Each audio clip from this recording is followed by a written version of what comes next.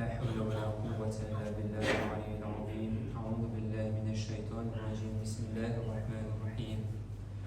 الحمد لله الذي لا يبلغ مدحته القائلون ولا يحسن نعماءه العادون ولا يهدي حقه المجتهدون، الذي لا يدركه بعد الهمم ولا يناله غوص الفتن، الذي ليس لصفته حد محدود ولا نعت موجود ولا وقت معدود ولا أجل ممدود، فترى الخلائق بقدرته ونشر الرياح برحمته، ثم الصلاة والسلام على أشرف الأنبياء والمرسلين سيدنا ونبينا حبيب قلوبنا وطبيب نفوسنا أبي القاسم محمد محمد وعلى أهل بيته الطيبين الطاهرين المعصومين المظلومين المنتخبين المنتجبين الذين أذهب الله عنهم الرجس وطهرهم تطهيرا. اللهم صل على محمد. ولعنة الله على أعدائهم وقاتلهم وغاصب حقوقهم ومنكر فضائلهم ومصائبهم وبلايتهم والشاكين فيهم والمنحرفين عنهم. أما بعد، بسم الله الرحمن الرحيم. اللهم كن لوليك الحجة بن الحسن صلواتك عليه وعلى آبائه في هذه الساعة وفي كل ساعة وليا وحافظا وقائدا وناصرا ودليلا وعينا حتى تسكنه أرضك طوعا وتمتعه فيها طويلا برحمتك يا أرحم الراحمين. اللهم صل على محمد. أما بعد، السلام عليكم جميعا ورحمة الله وبركاته. હું આવતે આજે છઠ્ઠો હતો કે 2018થી લઈને હું અહીં આવ્યો છું. મને અલ્હમ્દુલિલ્લાહ પહેલી વખત સેમ્પલની જમાતમાં મજાલિસ પર આવવાનું નસીબ થયું છે. બધાનો શુકર અને તમારો બધાનો શુક્રિયા કે તમે પણ આમંત્રણ આપ્યા અને આ ચીઝબંદાને લાયક સમય છે કે તમારા ખિદમતમાં અમુક વસ્તુઓ અમુક નસીહતો ખિદમતોમાં પેશ કરી શકું ઇન્શાઅલ્લાહ તઆલા. તમારા ખિદમતમાં ઇન્શાઅલ્લાહ મારા પાસે 4 મોકા એવા હશે. આજનો શબે જુમા, કાલનો જુમા અને આવતા શબે જુમા અને જુમા, એટલે 4 મોકા હશે કે તમારા ખિદમતમાં 4 વસ્તુઓ પર આપણે ચર્ચા અને ગુફ્તગુ કરે. તો હું ગોતો હતો કે કેના બારામાં આપણે ચર્ચા કરી શકીએ. તો ઇન્શાઅલ્લાહ તમારું એક કોન્ટિન્યુટી રાખતા હું એક હદીસ કે જે આપણા પૈગંબર હઝરત મુહમ્મદ મુસ્તફા સલ્લલ્લાહુ અલૈહિ વ આલિહિ વસલ્લમ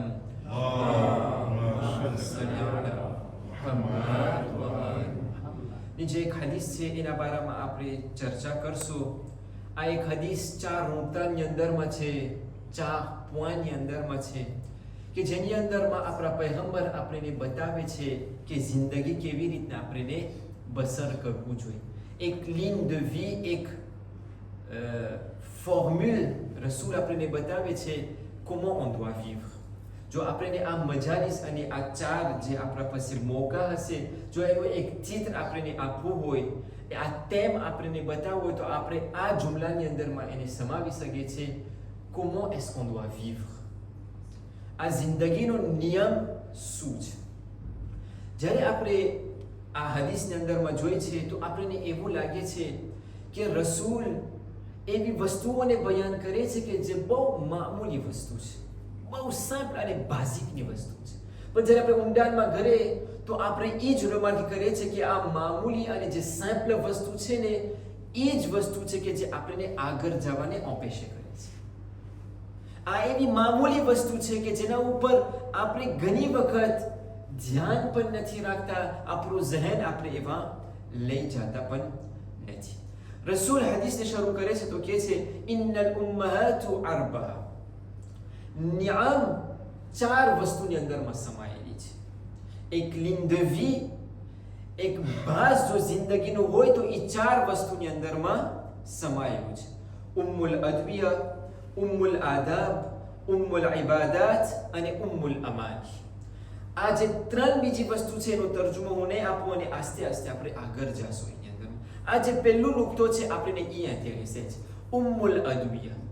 4 વસ્તુ છે અને એની અંદરમાં રસૂલ પહેલું ફરમાવે છે તમારા જિંદગીની અંદરમાં તમે પહેલી વસ્તુ ઉપર ધ્યાન રાખજો, એ છે ઉમ્મુલ અદવિયા.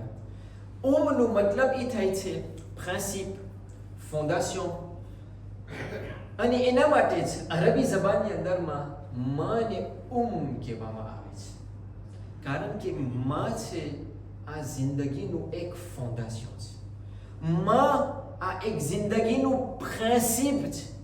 માં વગર ઇન્સાનની જિંદગી આગળ વધતી પણ નથી.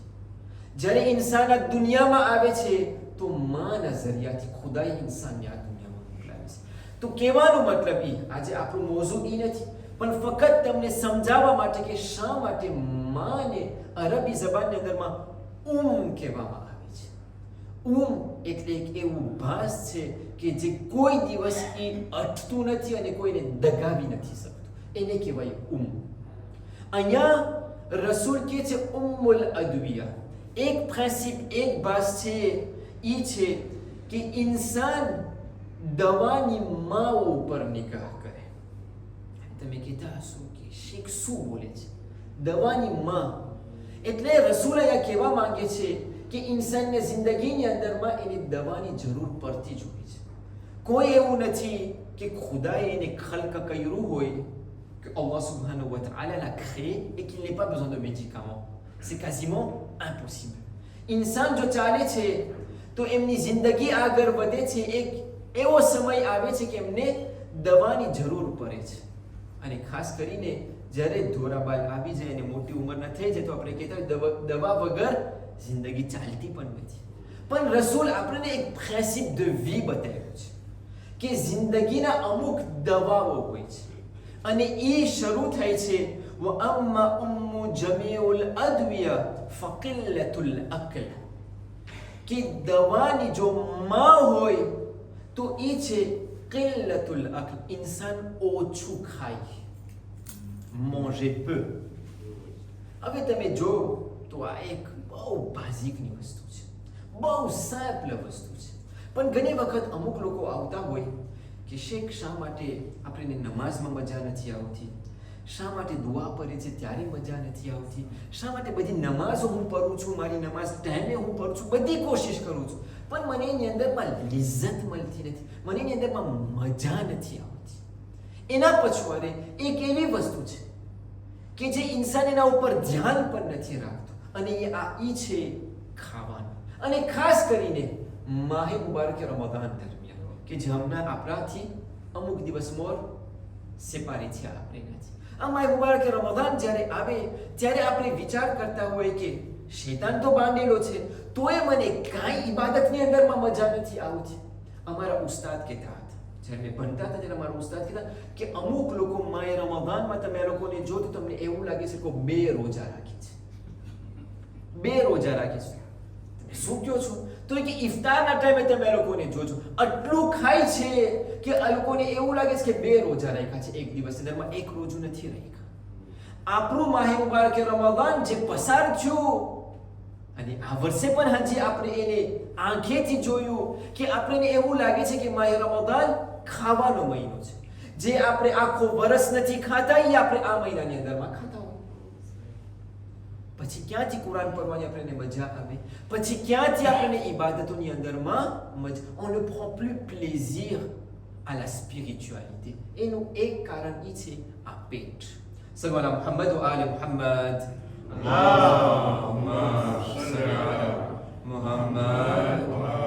pourtant રસૂલ આપણને પહેલેથી કહી દીધા છે કે એ ઇન્સાન આ ખાવાનું એના પછવાડે રૂહાની બીમારી છે અને જિસ્માની બીમારી પણ છે.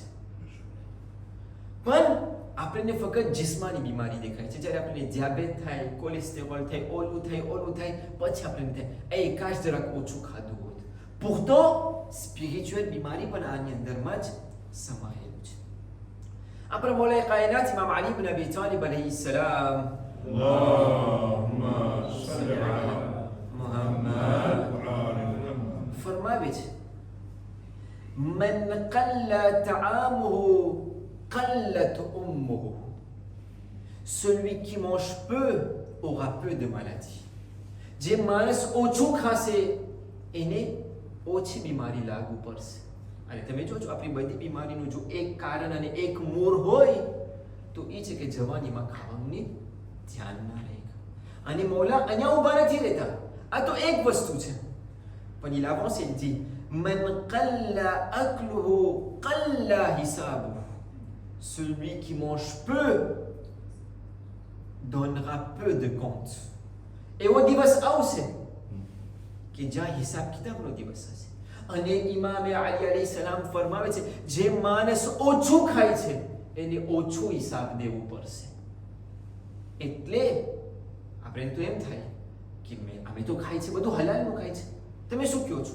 અમે કોશિશ કરે છે, મહેનત કરે છે, હલાલનું ખાય છે. હરામનું હોત ને તો હિસાબે પણ ના હોત એની અંદર. હલાલ ઉપર જ હિસાબ હશે, હરામમાં તો હિસાબ નહીં હોય. હરામ છે તો એ હરામ રહેવાનું છે. ખુદા એના ઉપર કોતે નહીં કરશે. આ તો હરામનું છે, એ તો affaire classée છે. હલાલ ઉપર હિસાબ કિતાબ થશે કે ખુદા સવાલ કરશે, એ ઇન્સાન મેં આ જિસ્મ તને અમાનત તરીકે આપ્યું તું, એનું તું શું કર્યું?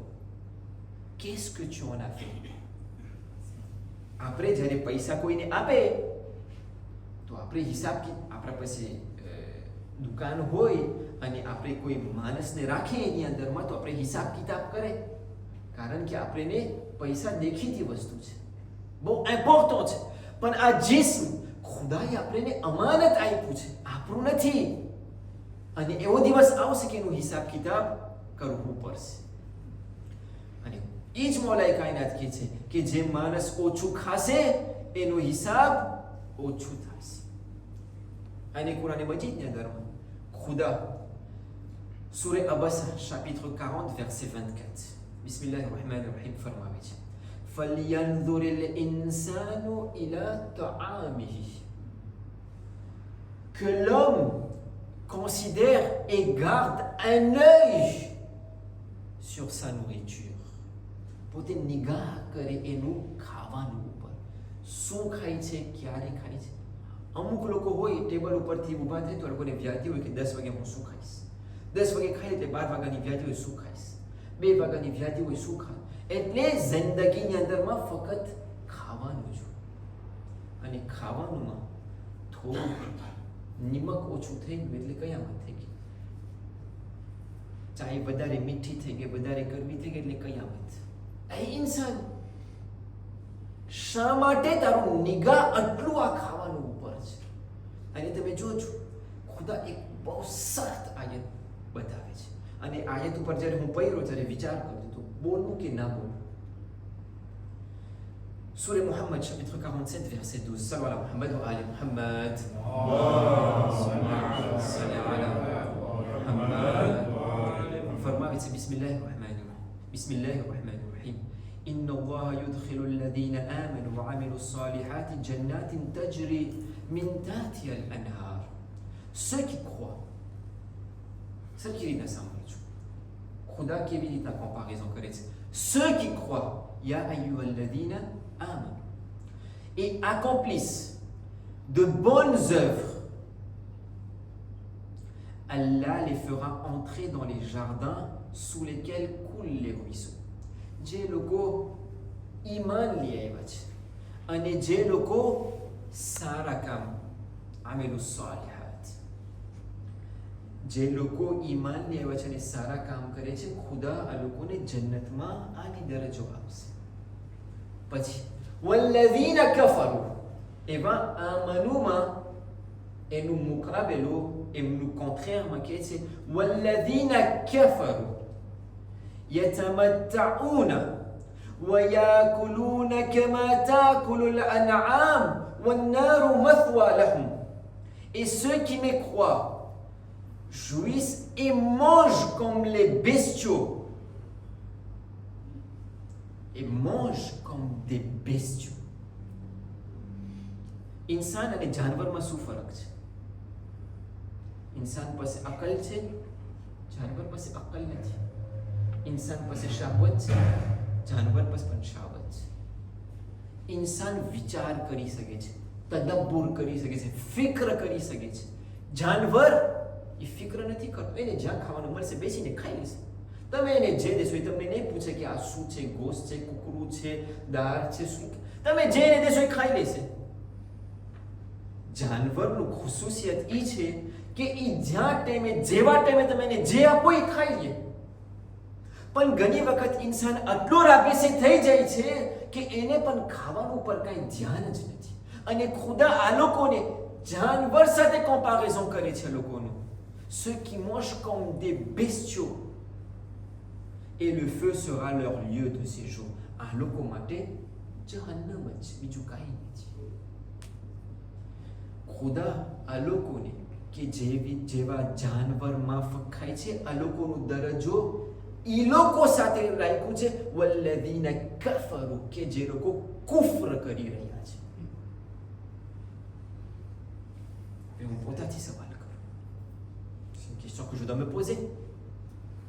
અને ખાસ કરીને આ જમાનામાં હું કોઈ ઉપર આંગળી ચિંતો નથી, પણ આપણા બધા માટે એક લેસનની વાત છે.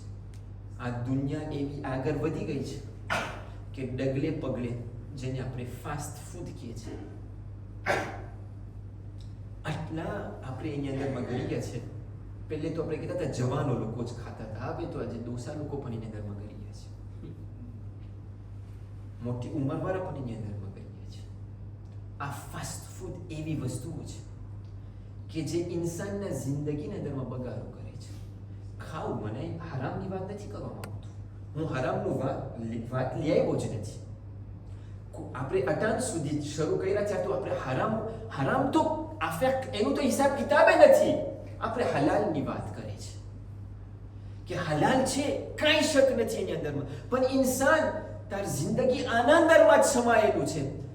સવારનો ઊભો થાય તો ફાસ્ટ ફૂડ, 12 વાગે પણ ફાસ્ટ ફૂડ, રાતના પણ ફાસ્ટ ફૂડ એની અંદરમાં જ પડ્યું છે. એ ઇન્સાન પછી તું પોતાથી સવાલ કરે છે કે શા માટે je ne prends pas plaisir dans les ibadat? Pourquoi je n'arrive pas à me rapprocher de Allah subhanahu wa ta'ala? હું એક આર્ટિકલ વાંચ્યો હતો. હું આર્ટિકલ એમના પાછું મારી ઝહેનમાં યાદ આવ્યું, હું ગોતો તો પણ મને પાછું દેખાનું નહીં. પણ એ જ્યારે હું એ આર્ટિકલને વાંચ્યું, મને આટલું માર્કે કર્યું. એ આર્ટિકલની અંદરમાં લખતો હતો એક માણસ કે એ ઇન્સાન શા માટે તું બારે ખાવાનું જાય છે. અને એ આર્ટિકલની અંદરમાં પોતે પ્રૂવે કરતો હતો કે બારે જે ઇન્સાન ખાય છે, જે ઇન્સાન વિચાર કરે છે ને, એને ખાવાનું ઉપર અસર રાખે છે. કઈ હાલતની અંદરમાં પોતે ખાવાનું રાંધે છે, ક્યાં avec quel શબ્દ નથી આવતું, avec quelle intention, ક્યાં હાલતમાં એ ઘરેથી ન ખઈરો હોય, ગુસ્સામાં હોય, એની બાયરી સાથે બાઈજો હોય, એના ઓલાદ સાથે બાઈજો હોય, આવે અહીંયા ખાવાનું રાંધે.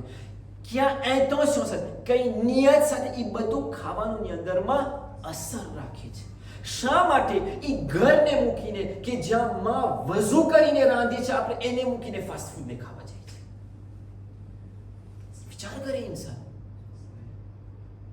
જ્યારે માં ખાવાનું રાંધે છે તો એવી રીતના રાંધે છે કે મારો દીકરો આવશે, મારી દીકરી આવશે, મારો શોહર આવશે તો એના સારું હું કંઈ બનાવું ખાવાનું. પણ આપણે ફોન ના, આજે બહુ મોડું થાય છે, હું ખાવા આખો દિવસ માં રાંધી હોય, બાયરી રાંધી હોય, 12 વાગે આપણે ફોન કરીશ, ના હું ઘરે નહીં આવું, મને બહુ મોડું થાય છે, હું બહાર ખાઈ લઈશ. C'est quel genre de vie ça? પોતાથી આપણે સવાલ કરીએ. હજી હું કહી હરામની વાત નથી કરતા આપણે, એ તો અફેર ક્લાસે છે. આપણે હલાલની વાત કરીએ છીએ. એ ઇન્સાન વિચાર કર, શા માટે આપણા જિંદગીની અંદરમાં બધે નુકસાન આવે છે. સવાલા મુહમ્મદ વ આલે મુહમ્મદ.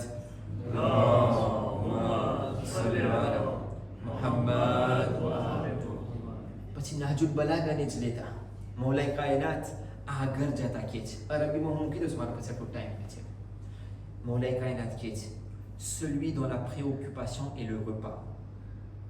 મૌલાએ કાયનાત કહે છે, celui dont la préoccupation est le repas. જે માણસ ફક્ત એના ઝહેનની અંદરમાં ખાવાનું જોઈએ, બીજું કાંઈ ના હોય, sa valeur est ce qui sort de lui. જે માણસ ફક્ત એમનું ખાવાનું ઉપર વ્યાધિ કરતો હોય એની કિંમત એ છે કે જે વસ્તુ એનામાંથી નખરે છે. એ શબ્દ બોલવું પણ લાયક નથી આ મેમ્બર ઉપર. એની કિંમત, sa valeur est ce qui sort de lui. હું વિચાર કરું આજે કે હું કેવી રીતે જિંદગી પસાર કરું છું. એક બીજી વસ્તુ છે કે જે મને બયાન કરવું હતું પણ મને ખબર નથી એસકે મને આટલું બધું ટાઈમ મળશે. તમે મને સાથ આપો તો આપણે બયાન કરીએ અને પછી આપણે મસાઈલ તરફ આવીએ. સલ્લલ્લાહુ અલા મુહમ્મદ વ આલી મુહમ્મદ. સલ્લી અલા મુહમ્મદ વ આલી મુહમ્મદ. એક વસ્તુ છે, એક કોન્સેપ્શન છે આપણું કે જે ઇસરાફનું કોન્સેપ્શન છે. ઇસરાફનું કોન્સેપ્ટ હું ટૂંકમાં બતાવીશ. આપણે આખું મોઝું કરી શકીશું. હું juste en quelques ayat તમારા ખિદમતમાં આ ઇસરાફનું જે કોન્સેપ્શન છે એને હું બતાવી દઉં. ઇસરાફનો મતલબ અમે નાનપણથી હતા ખાવાનું ખલાસ ના કરે એટલે અહીંયા ઊભા હોય મલેકુલ મોત છે. ખતમ કર, ઇસરાફ ના કર, ખતમ કર, ઇસરાફ ના કર. ખુદાને ના ગમે છે ઇસરાફ કરે. ઇસરાફનો મતલબ આપણી નજરમાં એ છે કે જેટલું ઉઠાયું એને ખતમ કરવું જ જોઈએ. હવે તમે એમ ના કીધું કે શેખે કીધું છે કે ખતમ ના કરે તો કાંઈ ના બાંધો ફેંકી દે. એના કહેવાનો મતલબ એ નથી. એના સોલ્યુશન પણ હોય છે. પણ આ ઇસરાફનું જે કોન્સેપ્શન હોય છે, જ્યારે આપણે કુરાન મજીદની અંદરમાં જોઈએ તો સૂરે આરાફ chapitre 7 verset 31 ની અંદર ખુદા કહે છે યા બની આદમ ખુઝુ ઝીનતુકુમ ઇન્દા કુલ્લી મસ્જિદ વકુલુ વશરબુ વલા તુસરિફુ. આપણે આ આયતને લઈ લીધા ને કે આપણે ઇસરાફ નથી કરવાનું. આ આપણેનો તર્જુમો વાંચ્યા છે કોઈ દિવસ કે ઇસરાફનો મતલબ શું થાય છે? Et mangez et buvez et ne commettez pas d'excès. તમે ખાઓ પીઓ પણ તમે હદથી વધારે ના ખાઓ, હદથી વધારે ના પીઓ. એમ નથી કે જેટલું હોય એટલું ખાઈ જાઓ. ઓછું ઉતારો. 2 વખત ખાઓ, 3 વખત ખાઓ પણ ઓછું ઉતારો. પણ અહીંયા ઇસરાફનો મતલબ એ નથી કે જેટલું છે બધું ખાઈ જવાનું છે. ઇસરાફનો મતલબ એ જ્યારે ખુદા અહીંયા કુરાન મજીદની અંદરમાં કહે છે તો એ કહેવા માંગે છે એ ઇન્સાન એકસેની સાથે ના ખાઓ. કારણ કે ઘણી વખત આપણે આટલું એકસે સાથે કહેતા હોય ને આપણે કહેતા અહીંયા સુધી હું ભરાઈ ગયો છું, કહેતા હોય ને અહીંયા સુધી હું હવે ઊભો નથી થઈ શકતો. શા માટે આપણે આવા જુમલાઓ કહે છે? parce que ઇન્સાન એકસેની સાથે ખાય છે અને એનું પ્રૂવ કુરાન મજીદની અંદરમાં જ આપણને મળે છે. જ્યારે ગુનાની વાત કરે છે પાછું અહીંયા ઇસરાફનો શબ્દ આવે છે. તમે જો બિસ્મિલ્લાહિર રહમાનિર રહીમ સૂરે ઝુમર chapitre 39 verset 53. બિસ્મિલ્લાહિર રહમાનિર રહીમ قل يا عبادي الذين أسرفوا على أنفسهم لا تقنطوا من رحمة الله إن الله يغفر الذنوب جميعا إنه هو الغفور الرحيم.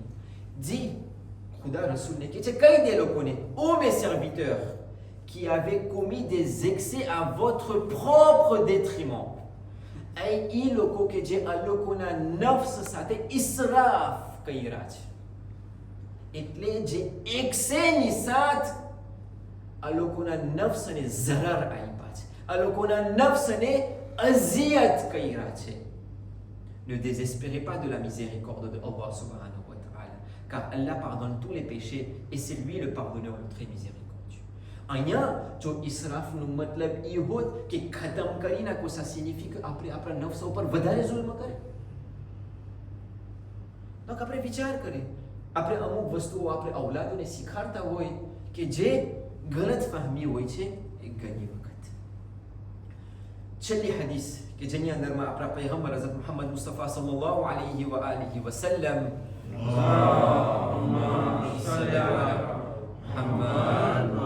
ફરમાવે છે ઇદા હબ્બ અલ્લાહુ અબ્દન અલ્લમહુ કિલ્લતુલ કલામ વ કિલ્લતુત તઆમ વ કિલ્લતુલ મનામ.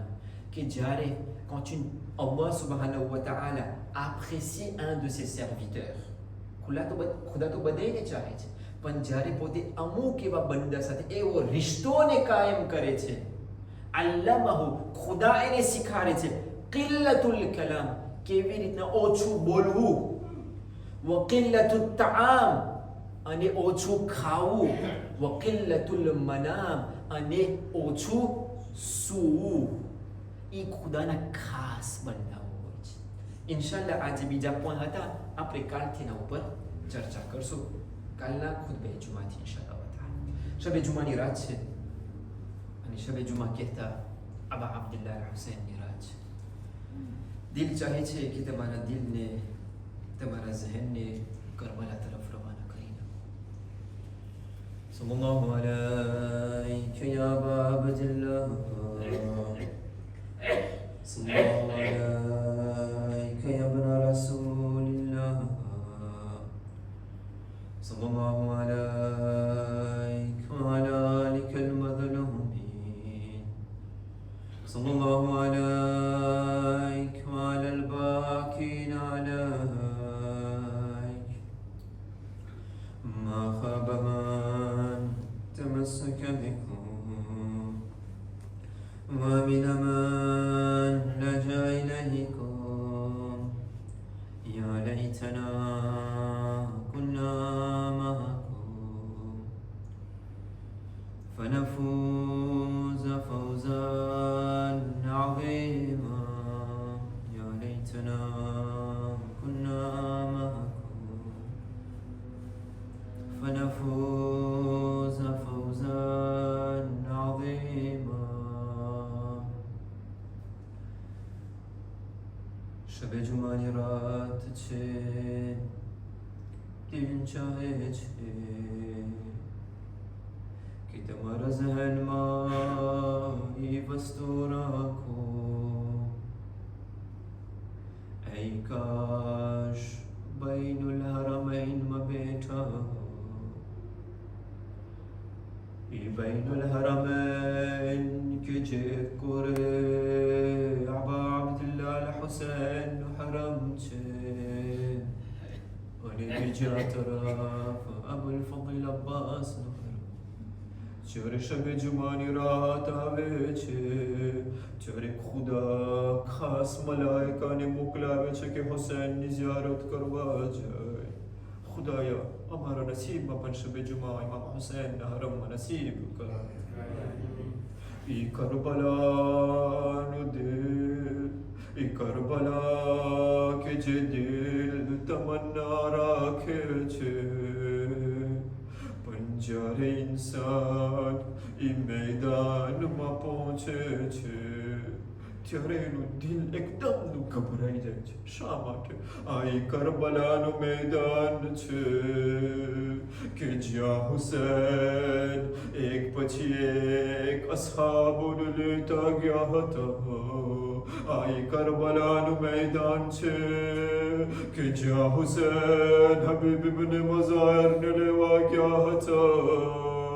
આ કરબલાનું મેદાન એ મેદાન છે કે જ્યાં હુસૈન જનાબે હોરને લેવા ગયા હતા. પણ આ કરબલાનું મેદાન એ જ મેદાન છે કે જ્યાં હુસૈન એમના જવાન દીકરાના છાતીમાંથી ભરચીને કાઢે છે. આ કરબલાનું મેદાન છે કે જ્યાં હુસૈન એમના 6 મહિનાના નાના બાળકને લઈ જાય છે. કરબલાની તપતી જમીન ઉપર રાખે છે. આ જ કરબલાનું મેદાન છે કે જ્યાં હુસૈન તલવાર લઈને ખૈમા પછવારે કબ્ર ખોદે છે.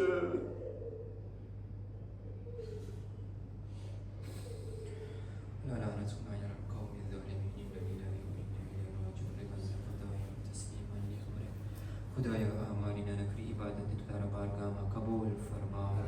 खुदाया हुसैन ना सदकातिया, खुदाया हुसैन ना वास्ता तुम्हारा बदे मरहुमीनों ने मगफिरत इनायत फरमा. खुदाया हुसैन ना वास्ता तुम्हारा बदे गुनाह कबीरा ने गुनाह सगीरा ने माफ फरमा. खुदाया खुदाया हमारा दिल में जितनी हलाल उम्मीद हो, जितनी हलाल तमन्ना हो, खुदाया हुसैन ना वास्ता तू हमने कबूल फरमाओ. खुदाया हमें ज़माना नज़ूर में ताजिल फरमाओ. खुदाया हमने अपना सिपाहियों में शुमार फरमाओ. खुदाया जे हमारा माटे सारो होए જે અમારા માટે સારું હોય ખુદાયા એ જ તું અમને ઇનાયત ફરમાવ. ربنا تقبل منا إنك أنت السميع العليم. إن الله وملائكته يصلون على النبي يا أيها الذين آمنوا صلوا عليه وسلموا تسليما.